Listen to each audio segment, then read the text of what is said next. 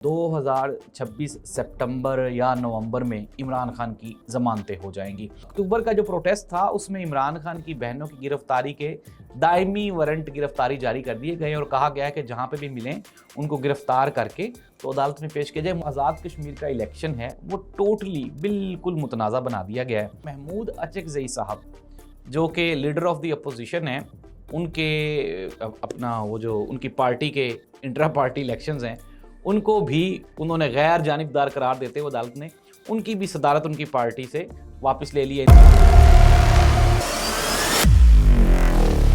नाज़रीन, मैं हूं जाहिद अब्बास नकवी और आप देख रहे हैं हमारा सोशल मीडिया चैनल। आपसे रिक्वेस्ट है कि मैं सब्सक्राइब करें, अपने कमेंट से ज़रूर आगाह करें। कह रहे हैं कि 2027 में इमरान खान के बड़े साहबजादे की शादी है और 2026 सितंबर या नवंबर में इमरान खान की ज़मानतें हो जाएंगी और इमरान खान अपने बेटे की जो शादी है वहाँ पे शिरकत करेंगे। नाज़रीन, सिनेरियो क्या बनेगा?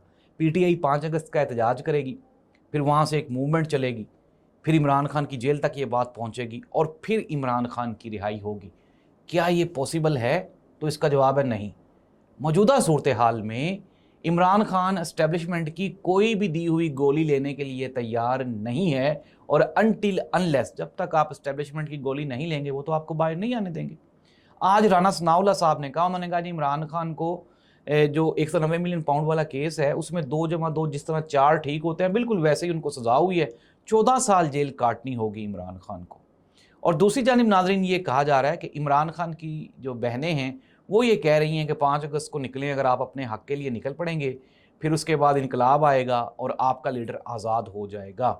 नाज़रीन, अब सिचुएशन इंतहाई क्रिटिकल है। पिंडी में कुछ मुलाकातें हो रही हैं, कुछ लाहौर में मुलाकातें हो रही हैं। पाकिस्तान में जो सियासी मुस्तकबिल है उसको तय करने के लिए कहीं ना कहीं कोई ना कोई बातचीत चल रही है। ये क्या है ये मैं आपको आगे चल के बताता हूँ। खबर ले लें पहले। खबर ये है कि जो national cyber crime control agency ने वारंट गिरफ्तारी जारी किए थे नौरीन नियाज़ी साहिबा के, जिसमें आपको याद होगा वो एक पॉडकास्ट में उन्होंने फ़ौज के ख़िलाफ़ और मार्का हक़ के ख़िलाफ़ स्टेटमेंट दी थी, तो उसमें उन्होंने गिरफ्तारी से रोक दिया था। उन्होंने कहा नहीं, आप इनकी गिरफ्तारी नहीं करेंगे। अच्छा, अब यहाँ पे एक और ख़बर ले लें इसी से जुड़ी हुई।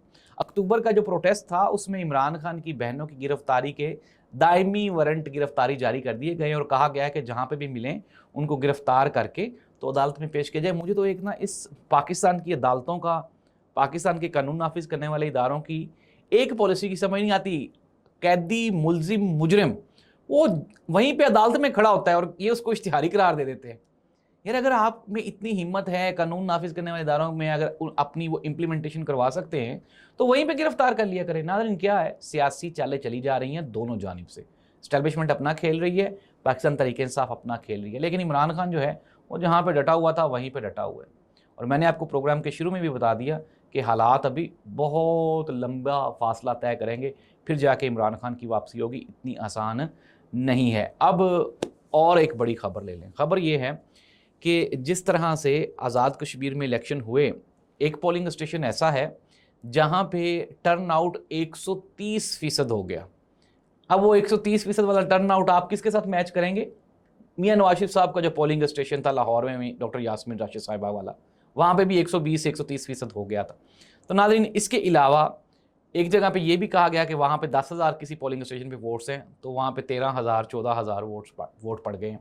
तो इस तरह से ये जो आज़ाद कश्मीर का इलेक्शन है वो टोटली बिल्कुल मुतनाज़ा बना दिया गया है, सिर्फ इसलिए कि जो भी वहाँ पे हुकूमत कायम होगी वो इस्टेब्लिशमेंट की मर्ज़ी से कायम होगी। मैंने तो आपको इलेक्शन से पहले ही बता दिया था कि मुस्लिम लीग नून की वहाँ पे हुकूमत कायम होगी और बाकी जो सियासी जमातें हैं वो अपना अपना वहाँ पे किरदार अदा कर सकती हैं। सोर्सेज क्या बता रहे हैं नाज़रीन? ख़बरें ये आ रही हैं कि आज़ाद कश्मीर के कुछ ज़िम्मेदारान लोगों को अप्रोच किया गया है एस्टेब्लिशमेंट की जानिब से, और फिर आज़ाद कश्मीर के कुछ लोग वो भी ये चाह रहे हैं कि गुफ्त शनीद के ज़रिए मामलात हल हो जाए। और एक बैठक हो गई है, उसमें कुछ ज़िम्मेदारान ऐसे भी हैं जो ये कोशिश कर रहे हैं कि दोनों जानिब से जो मुतालबात हैं उनके ऊपर कोई ना कोई अमल करवा लिया जाए और कोई एग्रीमेंट कर लिया जाए ताकि मुस्तकबिल में भी इस तरह के जो सानेहात हैं उनसे बचा जा सके। नाज़रीन, हालात इंतहाई कशीदा हैं, हालात बिल्कुल भी कंट्रोल्ड नहीं है, लेकिन मसाइल का हल सिर्फ़ और सिर्फ बातचीत है। पाकिस्तान में अब ना ही तो वो बांग्लादेश वाला इनकलाब आ सकता है, ना ही इंडियन स्टूडेंट्स वाला पाकिस्तान में इनकलाब आ सकता है। और वो किसी कहने वाले ने कहा, उन्होंने कहा जी पाकिस्तान में जो काकरोच पार्टी है वो नहीं निकलेगी, तो उसने कहा जी कि पाकिस्तान की जो इस्टेब्लिशमेंट है उसके पास जो एंटी काकरोच स्प्रे है वो बहुत मुस्तनद है। वो ऐसा स्प्रे करते हैं कि कोई काकरोच तो क्या, कोई भी कीड़ा मकोड़ा नहीं निकल सकता। नाज़रीन, ये 70 सालों से ऐसे ही हुआ है कि जिसको इस्टेब्लिशमेंट ने एहतजाज करने की इजाज़त दी है उसने किया है एहतजाज। उनकी मर्जी के खिलाफ तो पत्ता भी नहीं हिलता इस मुल्क में, और आगे भी मुस्तकबिल में नज़र नहीं आ रहा दूर दूर तक कि कोई इस तरह की कोई सियासी तब्दीली, कोई सियासी मंजरनामा तब्दील होगा। हाँ, अलबत्ता इन हाउस तब्दीली है। और ख़बर यह भी है कि महमूद अचकज़ई साहब जो कि लीडर ऑफ द अपोजिशन हैं, उनके अपना वो जो उनकी पार्टी के इंट्रा पार्टी इलेक्शंस हैं उनको भी उन्होंने गैर जानिबदार करार देते हुए अदालत ने उनकी भी सदारत उनकी पार्टी से वापस ले लिया, इंतखाबी निशान भी वापस ले लिया। क्यों लिया?